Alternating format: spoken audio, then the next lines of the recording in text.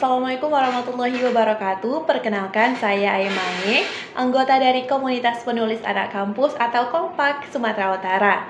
Baiklah, di sini teman-teman, saya akan menjelaskan mengenai 8 sequence atau metode testing.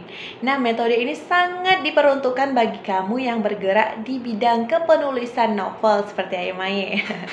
Iya, karena ada 8, Ayemae akan menyebutkannya satu persatu terlebih dahulu.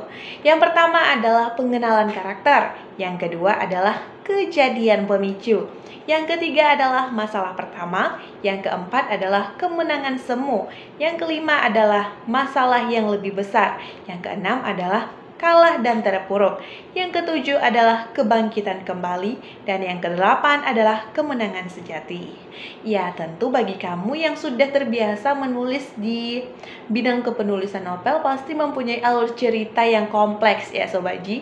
Di bab pertama hingga ke-12 misalnya kita mengenalkan tokoh, di bab 12 hingga 23 kita akan memperkenalkan yang namanya konflik, dan di bab 23 hingga bab 30 itu kita akan memperkenalkan ending cerita bagaimana. Nah, biasanya cerita itu pasti ada yang namanya konflik ya Sobat Ji. Yang seperti tadi Ayemae bilang bahwasanya yang pertama itu adalah pengenalan karakter. Nah, misalnya teman-teman mempunyai karakter utama perempuan ya kan, dan mengangkat di bab pertama sejak usia 3 tahun. Nah, teman-teman mesti menceritakan karakter si tokoh utama di usia 3 tahun itu bagaimana. Kira-kira rambutnya seperti apa, kelakuannya seperti apa, dan itu berurutan ya teman-teman. Di bab awal seperti bab 1 sampai 12, misal di outline teman-teman menulis yang namanya pengenalan karakter, berarti teman-teman harus mengenalkan karakternya seperti apa, baik itu fisik maupun tingkah laku, hingga pada akhirnya di karakter utamanya. Mungkin teman-teman mengangkat sebuah kisah yang mendominasi saat dia berusia 17 tahun ketika remaja, misalnya cerita tentang cinta di masa remaja. Nah, teman-teman mesti mendalami karakter saat dia di usia 17 tahun. Nah, yang kedua adalah kejadian pemicu. Misal nih seperti cerita di dalam novel Senja di Langit Asahan karya Ayemae. Nah, pemicunya itu adalah ketika si tokoh utama ingin dilamar oleh seorang lelaki. Nah, itu adalah kejadian pemicu membuat si tokoh utama terkena masalah. Nah, teman-teman bisa ceritakan di bab 12 hingga 23 itu sobat teman-teman. Iya, dan yang ketiga itu adalah masalah pertama. Nah, setelah ada kejadian pemicu, kira-kira apa masalah pertama yang dialami oleh si tokoh utama? Misal nih, ketika si tokoh utama ingin dilamar seorang lelaki, maka itu adalah kejadian pemicu. Apa menjadi masalahnya? Orang tuanya marah, seperti itu. Nah, yang keempat adalah kemenangan semu. Nah, di bagian 4 ini teman-teman bisa menceritakan si tokoh utama seharusnya memenangkan.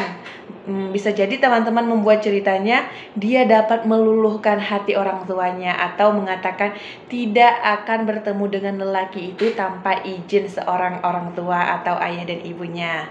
Dan yang kelima adalah masalah yang lebih besar.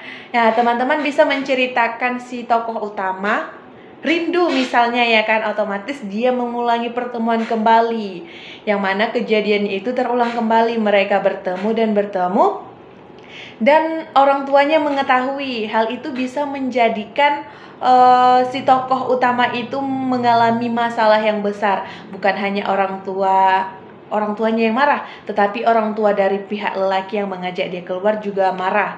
Nah, itu menjadi konflik masalah yang lebih besar. Yang keenam adalah kalah dan terpuruk. Nah, teman-teman bisa membuat setting cerita si tokoh utama down, artinya dia dijauhi ayahnya, dijauhi lelaki tersebut karena dia tidak diberi izin untuk menjumpai dia ya kan. Dan di ketujuh adalah kebangkitan kembali. Nah, sebelum si tokoh utama itu bangkit, teman-teman mesti menjelaskan endingnya. Misal nih konfliknya tadi antara orang tua dan lelaki yang dicintainya.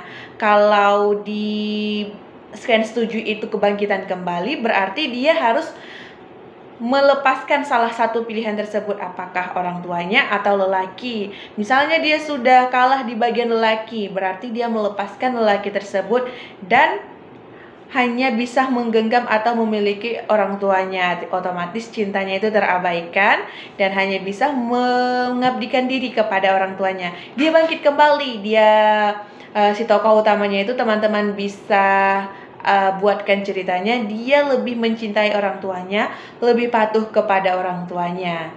Dan yang ke-8 adalah kemenangan sejati. Nah, setelah dia kira-kira memilih orang tuanya dengan patuh, apa yang dia dapatkan? Misalnya nih, yang tadi dia sudah melepaskan lelaki itu dan memilih orang tuanya, apa kemenangan sejatinya? Dia disayangi orang tuanya, mungkin saja diberikan hadiah atau apapun itu.